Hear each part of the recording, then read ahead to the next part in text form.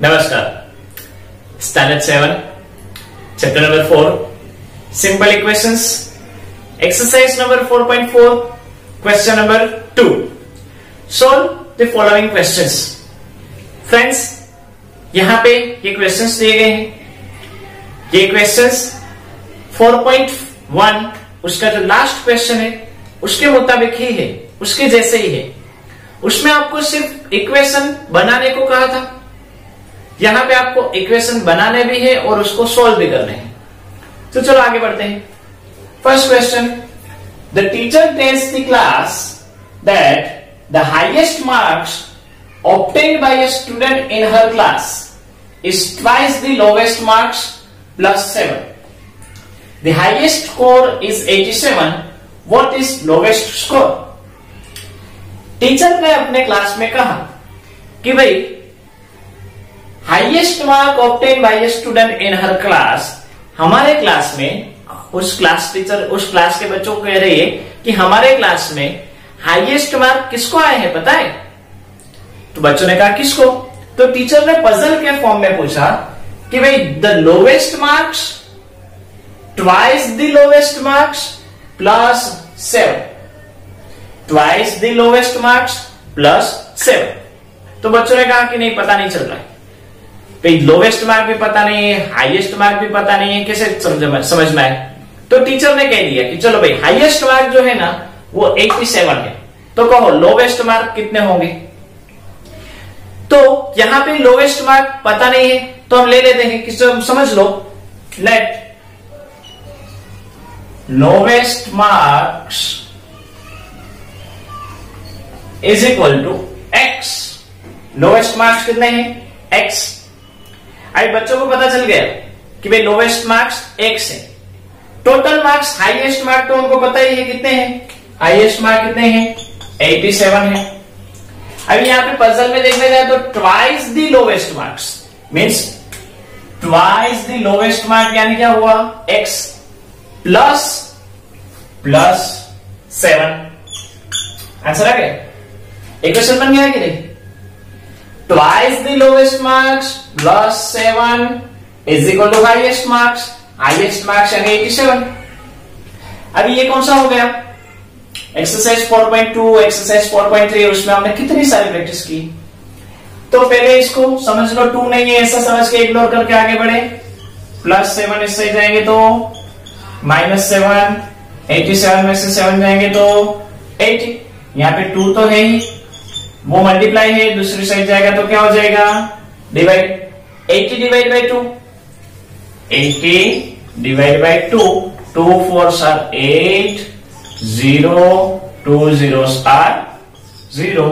कितने हुए? 40. मतलब उस क्लास में सबसे कम से कम मार्क कितने होंगे? 40. लोवेस्ट मार्क कितने होंगे? 40. हाईएस्ट मार्क तो आपको पता चल गया है 87. क्लियर? तो इस तरह से फ्रेंड्स पजल्स होती है, उसमें भी हम काम कर सकते हैं with the help of unknown numbers. हमको सिंपल इक्वेशन बना लेना है और इस तरह से उसको सोल्व करना है. Clear? Next second question, in an isosceles triangle the base angles are equal. जैसे हमने कल हमारे अगले वीडियो में मींस 4.1 का जो ये क्वेश्चन था, ऐसा ही क्वेश्चन, उसमें हमने देखा था कि भाई जो आइसोस्केलेस ट्रायंगल होता है उसकी 2 साइड्स इक्वल होती है. कोई भी 2, या ये 2 या ये 2 या ये 2, कोई भी 2 साइड्स इक्वल होती है. यहां पे फ्रेंड्स ये दोनों साइड इक्वल हैं. तो ये दोनों साइड जहां पे भी मीट करती है उसको कहते हैं वर्टेक्स एंगल. तो ये दोनों साइड किसी एक बेस पर बनी हुई है. ये बेस है आधार, इस बेस पर ये दोनों टाइम साइड बनी हुई है, इसलिए इस दोनों को कहते हैं बेस एंगल, जो एवरी टाइम इक्वल होते हैं. बेस एंगल्स कैसे होते हैं? इक्वल. तो यहां पे भी आपको दिया गया है in an isosceles triangle the base angles are equal. मतलब ये दोनों एंगल कैसे हैं? बेस एंगल है और दोनों एक्स इक्वल है. समझ लो ये 20 डिग्री का होगा तो ये भी 20 ही होगा. समझ लो ये 50 डिग्री है तो ये 50 ही होगा. दोनों इक्वल है. ओके, क्वेश्चन आगे बढ़ते हैं. The vertex angle is 40 degree. ये तो वर्टेक्स एंगल है, वो कितना दिया गया है? 40 डिग्री दिया गया है. What are the base angles of the triangle? तो इस ट्राइंगल के बेस एंगल्स क्या होंगे? तो ये बेस एंगल का मेजरमेंट कितना है पता नहीं, तो हम ले लेते हैं कि समझ लो ये बेस एंगल का मेजरमेंट b है। क्या है? b। Let base angle is equal to b। क्या है? b। अभी आपको यहां पे हिंट दी गई है, रिमेंबर, बन सके कि ऐसी हिंट आपको एग्जाम में ना दी जाए। The sum of 3 angles of a triangle is 180। Triangle के तीनों एंगल का सम 180 डिग्री होता है। मतलब ये angle plus this angle plus this angle is equal to कितने? 180। यानी क्या हुआ? 40 plus b is equal to 180। b plus b यानी 2 टाइम्स b हुए कि नहीं? अब ये प्लस 40 दूसरी साइड चले जाएंगे तो क्या हो जाएंगे? माइनस 40, जैसा हम आगे करते हैं। तो यहां पे क्या हुआ? 180 में से 40 गए तो 140। नहीं समझ में आ रहा है तो पीछे कहीं पे भी कर लो, माइनस करने हैं। 2 मल्टीप्लाई में है, दूसरी साइड जाएंगे तो क्या हो जाएगा? डिवाइड। 140 का डिवाइड 2 के साथ करो, 2 7s आर 14, 0 2 zeros आर 0। यानी बेस एंगल कितने डिग्री का हुआ? 70 डिग्री। यानी ये 70 डिग्री हुई तो ये भी 70 डिग्री ही होगा। Base angle every time equal होते हैं। तो फ्रेंड्स इस तरह से हमने बेस एंगल की वैल्यू फाइंड आउट की। Clear? Next question number C. Sachin scored twice as many runs as Rahul. Sachin ने कितना स्कोर किया है? जितना राहुल ने किया है उससे 2 गुना, ट्वाइस। राहुल ने समझो 5 रन्स किए हो तो सचिन का स्कोर कितना हुआ? 5 2s are 10। राहुल ने 10 रन्स किए होते तो सचिन का स्कोर 10 2s are 20। किसने कितने रन किए हैं पता नहीं है। टुगेदर मतलब दोनों का साथ में मिलाकर, their runs fell too short of a double century। अगर हम दोनों के रन को साथ में मिलाएं तो टोटल स्कोर कितना होता है? 2 शॉर्ट यानी 2 कम हो रहे हैं। किससे? Double century. डबल सेंचुरी यानी 200, सेंचुरी यानी 100, डबल सेंचुरी यानी 200। 200 में से 2 कम, तो 200 में से 2 कम इस तरह से अगर आप सब्ट्रैक्ट भी करो तो यहां पे 10 9 और 1, 10 में से 2 गए तो 8 9 और 198। यानी सचिन ने जितना स्कोर किया है उतना स्कोर प्लस राहुल का स्कोर टुगेदर कितना हो रहा है? 198। क्वेश्चन में ये है how many runs did each one score. दोनों ने इंडिविजुअल कितने रन बनाए होंगे पता नहीं है। सचिन ने कितने बनाए, राहुल ने कितने बनाए, कुछ पता ही नहीं है। बट इतना पता है कि सचिन ने कितने बनाए हैं, राहुल ने जितने बनाए हैं उसके 2 टाइम्स, ट्वाइस। तो हम ले लेते हैं, समझ लेते हैं। Let Rahul's score is equal to x runs. Rahul का स्कोर कितना है? x है। सो सचिन का स्कोर कितना हुआ? 2x रन्स हुए कि नहीं? ट्वाइस दी राहुल, ट्वाइस यानी इसके 2 गुना हुआ कि नहीं?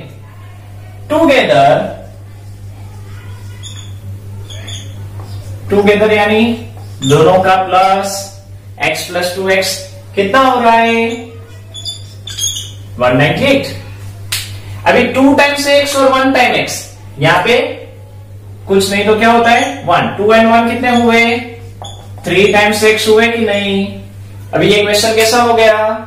सिंपल मल्टीप्लीकेशन वाला हो गया कि 3 मल्टीप्लाई में है, दूसरी साइड जाएंगे तो क्या हो जाएगा? डिवाइड। 198 डिवाइड बाई 3 करें, 3 6 are 18, 1 8, 3 6 are 18, कितना आया? 66।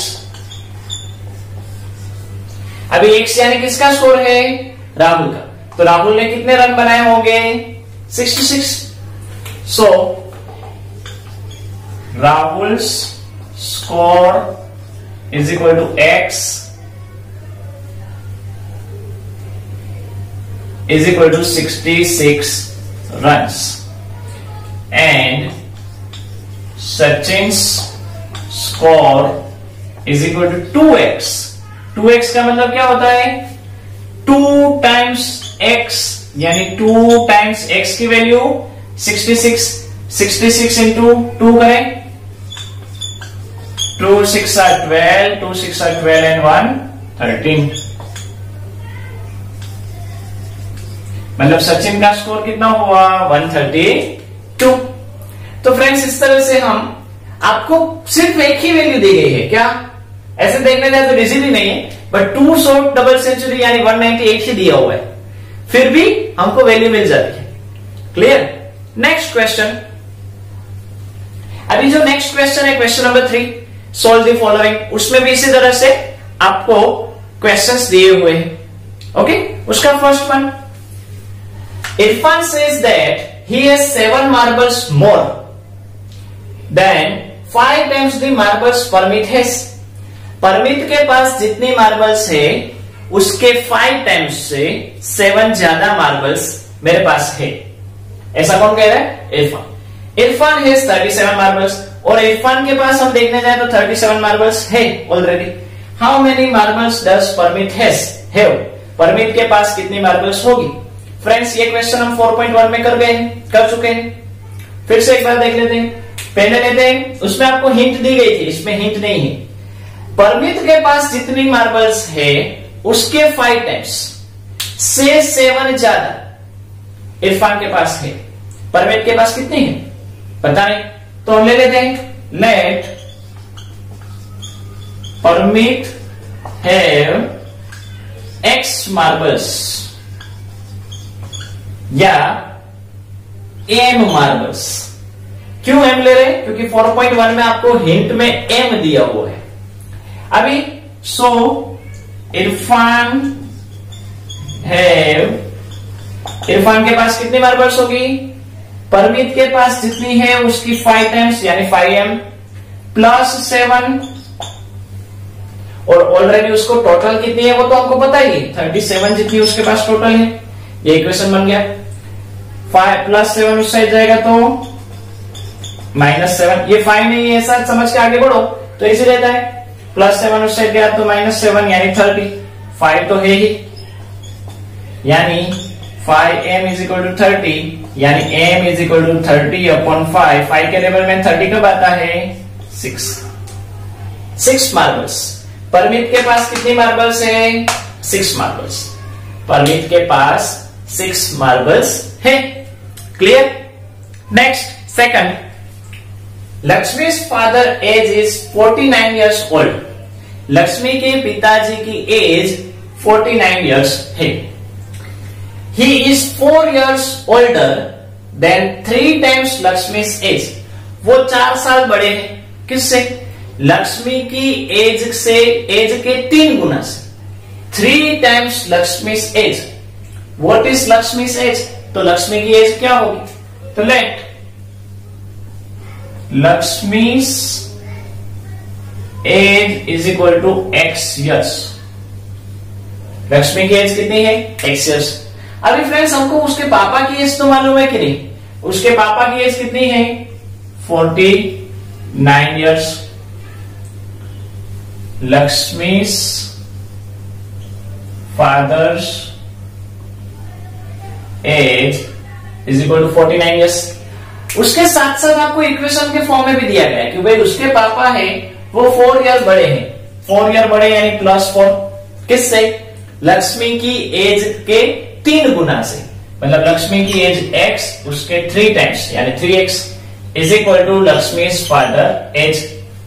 तो ये इक्वेशन बन गया. Same to same equation 4.1 last question. आई +4 समझ रहे, 3 नहीं है तो +4 दूसरी साइड जाएंगे. तो ये इक्वेशन में यहां पे फिर से लिख रहा हूं. +4 दूसरी साइड जाएंगे तो -4. 49 - 4 यानी 45. ये 3 मल्टीप्लाई में है, दूसरी साइड जाएंगे तो डिवाइड. 45 डिवाइड बाई 3 कर लो. 3 1s are 3, 3 5s are 15 यानी कितना हुआ? 15। लक्ष्मी की एज कितनी इयर्स होगी? 15 इयर्स। Clear friends? इंपॉर्टेंट है इक्वेशन बनाना। फिर से लक्ष्मी के पापा की एज 49 इयर्स दी गई है, ऑल्सो उसको दूसरे फॉर्म में भी दी गई है। क्या कहा है? 4 इयर्स ओल्डर यानी +4, बड़ा है मतलब प्लस। 3 टाइम्स लक्ष्मी से 3 टाइम्स लक्ष्मी की एज, लक्ष्मी की एज पता नहीं है, हमने ले ली कि भाई उसकी एज समझ लो x है, तो 3 टाइम्स x + 4 = 49। फिर तो हमको आता है सोल्व करना। Clear? Next question, people of Sundargram planted trees in the village garden. Sundargram करके एक विलेज है, उस विलेज के लोगों ने वहां पे जो विलेज का गार्डन है वहां पे डिफरेंट टाइप्स को ट्रीज प्लांट किए हैं। Some of the trees were fruit trees, उसमें से कुछ ट्रीज फ्रूट ट्रीज हैं। तो कुछ ट्री कैसे हुए? नॉन फ्रूट हुए कि नहीं? सिंपल, दिया नहीं, मतलब कुछ फ्रूट ट्रीज है, उसका मतलब ये होगा कि कुछ नॉन फ्रूट ट्रीज है। The number of non fruit trees were, non fruit trees के नंबर कितने हैं, मतलब कितने नॉन फ्रूट ट्रीज है? 2 मोर देन यानी 2 ज्यादा, 2 ज्यादा है। किससे? 3 times the number of fruit trees, जितने भी फ्रूट ट्रीज है उसके 3 गुना से 2 ज्यादा है। What was the number of fruit trees planted if the number of non-fruit trees planted was 77? अगर non-fruit trees 77 हो तो fruit trees कितने होंगे? तो let number of fruit trees is equal to x. So number of non-fruit trace कितने होंगे? Number of non fruit कितने होंगे? 77 तो है ही, बट फ्रूट ट्री के फॉर्मेट में देखने जाए तो क्या दिया गया है? 2 मोर देन यानी +2। 3 times number of fruit trees मतलब 3 times x। Number of fruit trees कितनी है? x, उसके 3 गुना यानी 3x से 2 ज्यादा, और एग्जैक्टली फिगर भी दिया गया है 77 यानी = क्या होगा? 77। क्लियर? अभी फ्रेंड्स ये तो सिंपल इक्वेशन है, 3 नहीं है ऐसा समझे तो +2 को दूसरी साइड भेजेंगे, +2 दूसरी साइड जाएंगे तो -2, 77 में से 2 गए तो 75। अभी 3x = 75, सो x = 75/3, मल्टीप्लाई है दूसरी साइड जाएगा तो डिवाइड हो जाएगा। 75 डिवाइड बाई 3 करें तो 3 2 6 15, 3 5 15, 0 क्या आंसर आया? 25, यानी x = क्या रहेगा? 25। x क्या है? फ्रूट ट्रीज, हमको वही चाहिए कि नहीं? What was the number of fruit trees planted? तो कितने प्लांट किए होंगे? 25। तो फ्रेंड्स इस तरह से ऐसे puzzles, unknown puzzles equation form करके हम सॉल्व कर सकते हैं। Next question number 4, solve the given Rydal. यहां पे फ्रेंड्स आपको एक राइडल दी गई है, रिडल दी गई है, इसको सॉल्व करना है। I am a number, tell my identity, take me 7 times over and add 50। To reach a triple century you still need 40। मैं कोई एक नंबर हूं, वो कौन हूं वो फाइंड आउट करो। मैं कौन सा नंबर हूं आप मुझे कहो। तो ले लेते हैं, लेट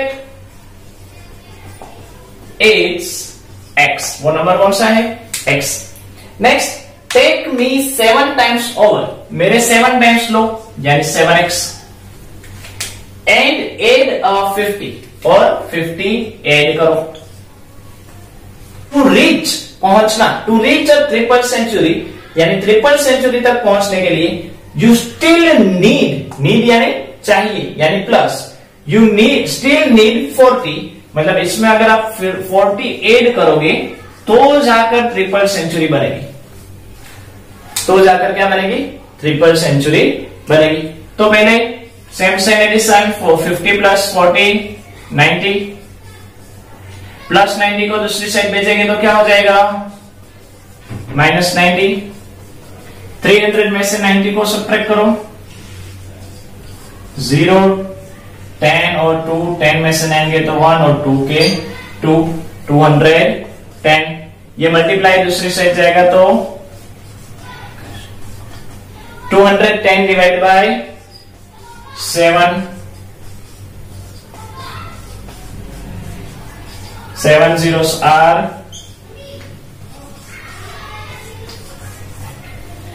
तो ये नंबर कौन सा हुआ, 30। ये नंबर कौन सा हुआ, 30। अभी देखो, टेक मी 7 टाइम्स ओवर, इसके 7 टाइम्स तो 3 7s are 210। एड 50, 210 समझ लो हम ले लेते हैं 30 into 7, 7 zeros are 0, 7 3s are 21, 210। And add 50, 50 add करो, 260 हुए कि नहीं। To reach the triple century, 260 है, ट्रिपल सेंचुरी यानी 300 तक पहुंचना हो तो यू स्टिल नीड 40, आपको और 40 चाहिए होंगे। तो हो गए कि नहीं, 40 एड किए बाद। तो फ्रेंड्स इस तरह से कोई भी मैथमेटिकल राइडल हो तो with the help of equation unknown values हम फाइंड आउट कर सकते हैं।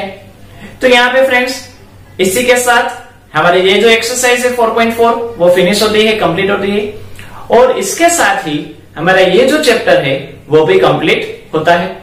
अच्छे से चैप्टर को समझना है, एग्जाम पॉइंट ऑफ व्यू से तो इंपॉर्टेंट है ही, बट बोर्ड के लिए, फ्यूचर के लिए ये चैप्टर एकदम इंपॉर्टेंट है। होप आपको ये समझ में आ गया होगा। नमस्कार।